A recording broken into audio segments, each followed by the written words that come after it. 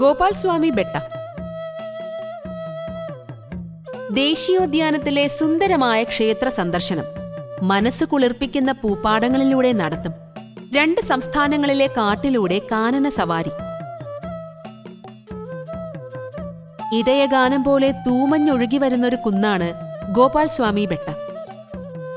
ഗുണ്ടൽപേട്ടയുടെ സമതലത്തിൽ നിന്ന് കുന്ന് കയറി ചെല്ലുമ്പോൾ കാതോർത്താൽ കേൾക്കാം ഗോപാലസ്വാമിയുടെ ഇടയഗീതങ്ങൾ. ബന്ദിപ്പൂർ ദേശീയോദ്യാനത്തിനുള്ളിലെ ഹിമവത് ഗോപാലസ്വാമി ക്ഷേത്രം ഭക്തരെയും സഞ്ചാരികളെയും ഒരുപോലെ ആകർഷിക്കുന്നു. ഹിമവത് എന്ന പേര് സൂചിപ്പിക്കും പോലെ മൂടൽമഞ്ഞ് പുതച്ചു നിൽക്കുകയാണ് ഈ ക്ഷേത്രം.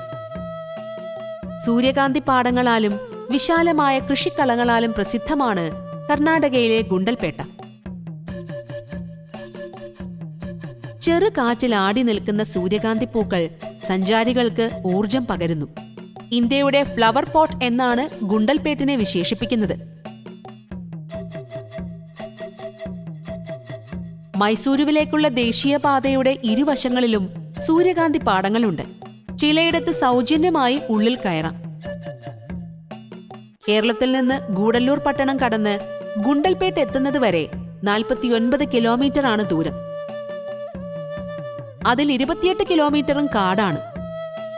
നീലഗിരി ബയോസ്ഫിയർ റിസർവിന്റെ ഭാഗമായുള്ള മുതുമല കടുവാ സങ്കേതവും പിന്നെ ബന്ദിപ്പൂർ നാഷണൽ പാർക്കും അടങ്ങുന്ന ഈ കാട്ടിലൂടെ സ്വന്തം കാറിൽ വൈൽഡ് സഫാരി പോകുന്ന അനുഭവമാണ് ലഭിക്കുന്നത്.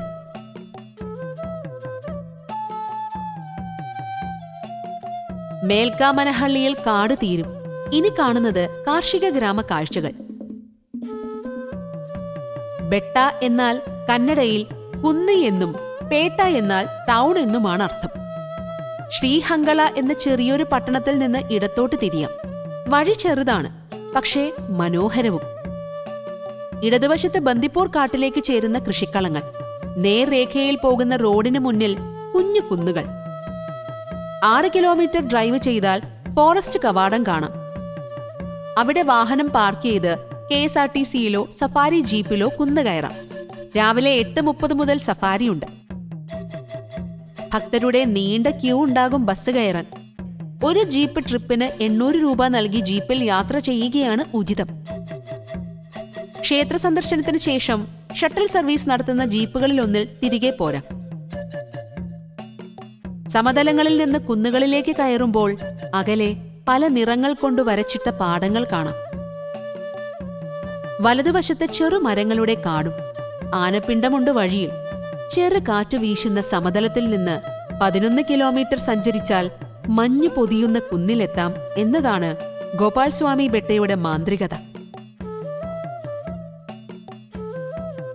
കൽക്കെട്ടുകൾ കൊണ്ട് തീർത്തതാണ് ക്ഷേത്രം.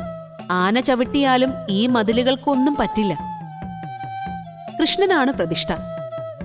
ക്ഷേത്രക്കെട്ടിന് ചുറ്റുമുള്ള വിശാലമായ അങ്കണത്തിലൂടെ നടന്നാൽ അകലെ ബന്ദിപ്പൂർ കാടും പുൽമേടുകളും ആസ്വദിക്കാം. ബന്ദിപ്പുര നാഷണൽ പാർക്കിലെ ഏറ്റവും ഉയരമുള്ള സ്ഥലമാണ് ഗോപാൽ സ്വാമി ബെട്ട. ചാമരാജ് നഗർ ജില്ലയിൽ ഗുണ്ടൽപേട്ട് താലൂക്കിലെ ഈ ക്ഷേത്രത്തിന് 7 നൂറ്റാണ്ട് പഴക്കമുണ്ടെന്ന് കരുതപ്പെടുന്നു.